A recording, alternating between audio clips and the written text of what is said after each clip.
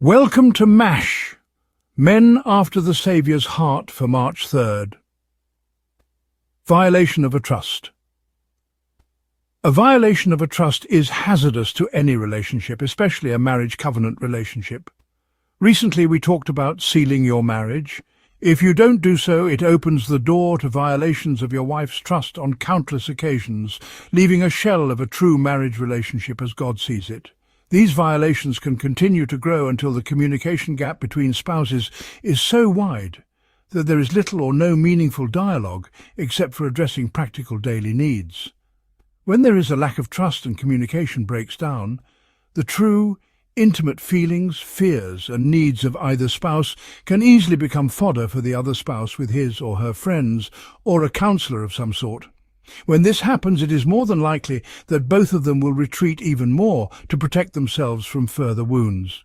Men, your office demands that you guide your wife and family to true intimacy with the Lord so that they can be prepared to glorify His name and do His work. That ability only comes from intimacy with Him yourself.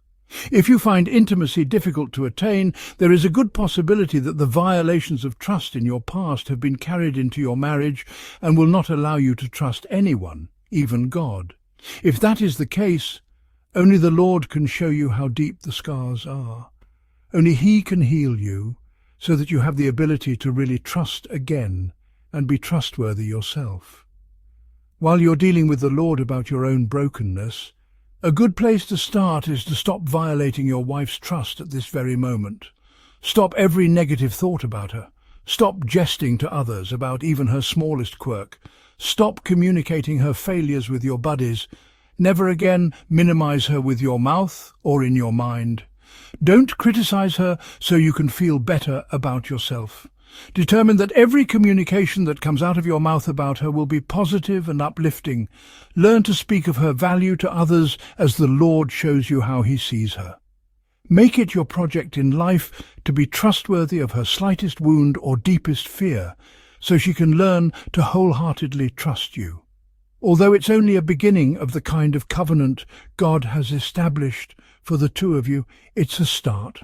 Watch the life that springs from the change in your perspective by the grace of God. Are you encouraged to try? As for me and my house, we will serve the Lord.